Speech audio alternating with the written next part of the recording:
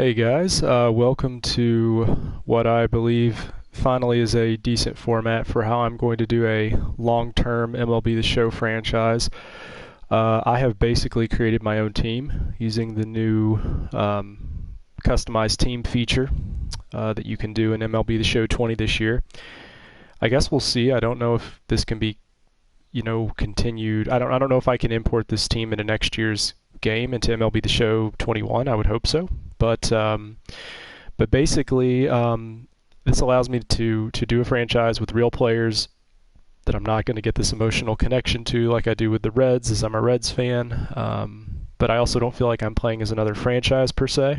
So, with that being said, this is going to be kind of a quick setup video on how I've configured everything and how that's going to work. So, first things first. This new team is the Kentucky Dragons. I live in Kentucky.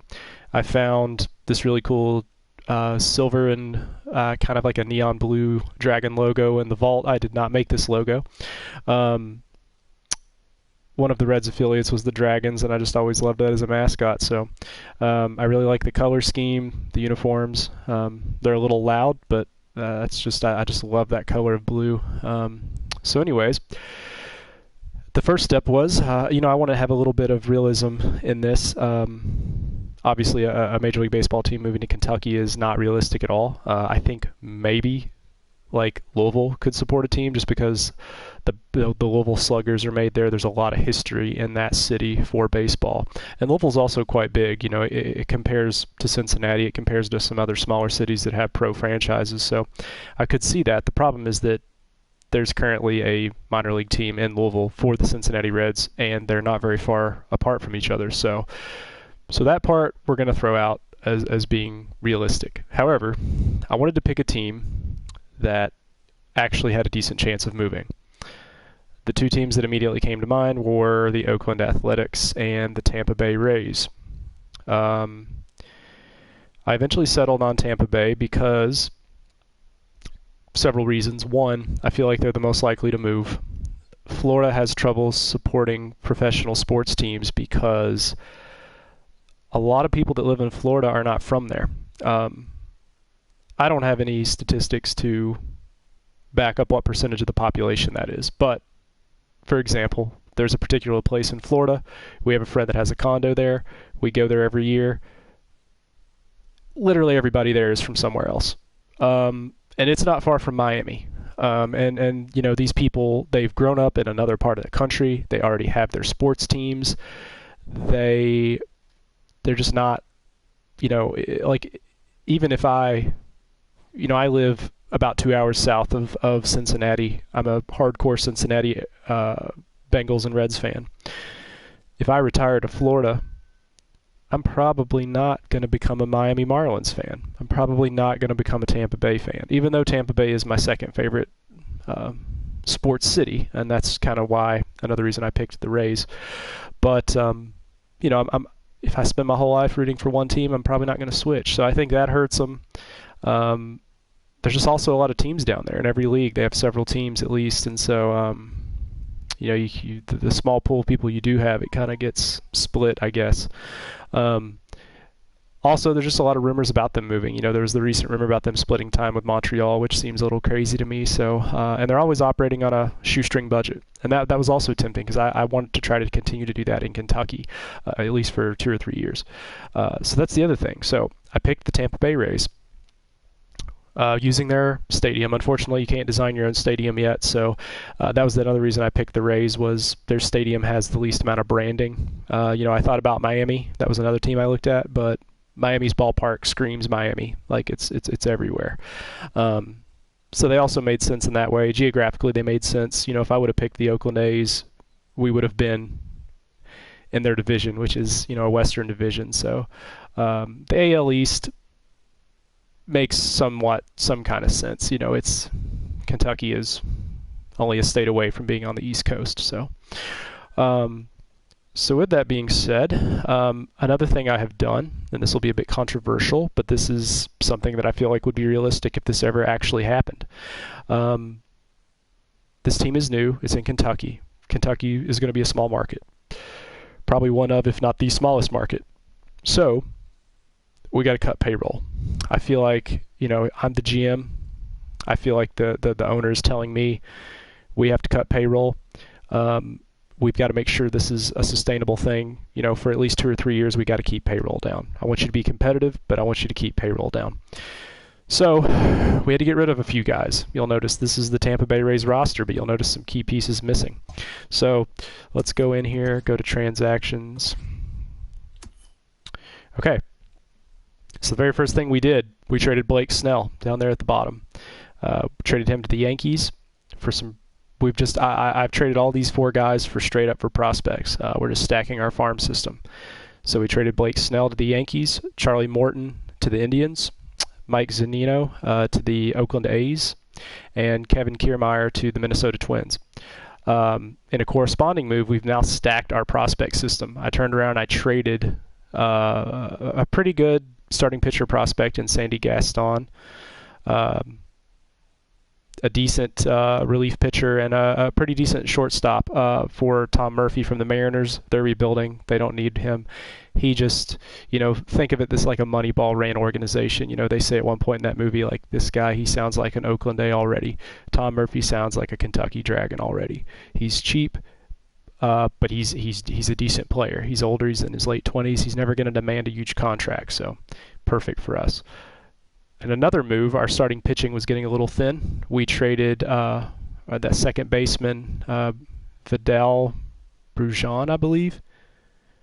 Traded him to the Padres, who are also rebuilding, for, I am going to absolutely butcher his name, Didelson Lamet.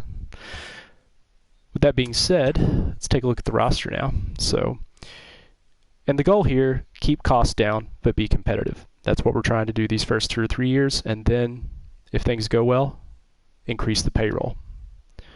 So, starting 5 will be all the way down to probably Brendan McKay. Played ball at Louisville, so kind of a homer there. Trevor Richards will probably slot into long relief pitcher. A lot of this will depend on how spring training goes. We're going to sim spring training, and then we're going to play every pitch of every game. And I'll give regular updates probably at the end of each month, I would say. Bullpen's pretty solid there, as you can see.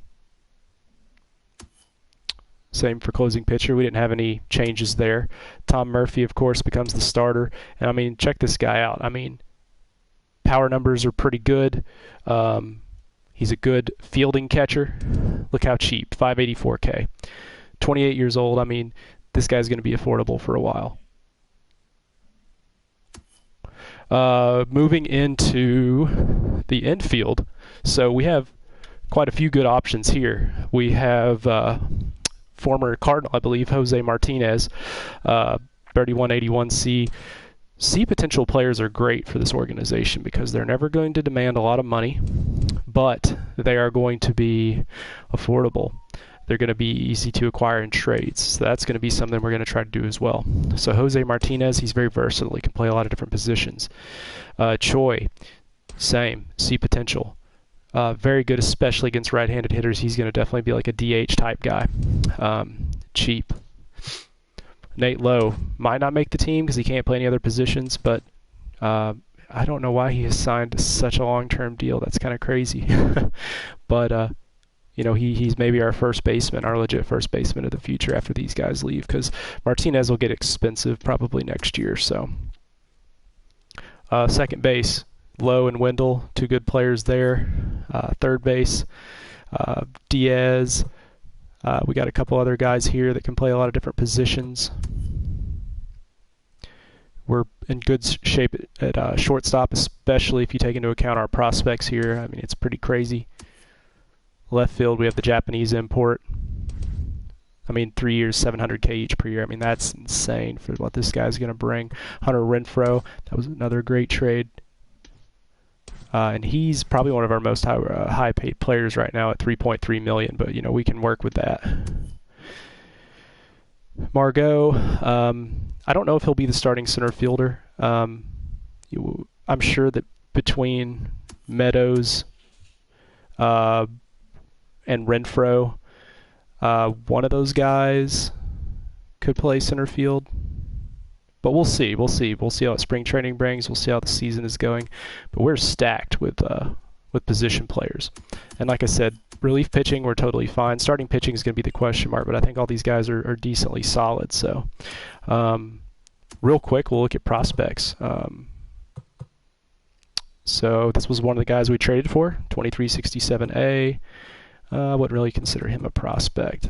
2463B, 2462A. A lot of B's down here that we'll have in double A ball.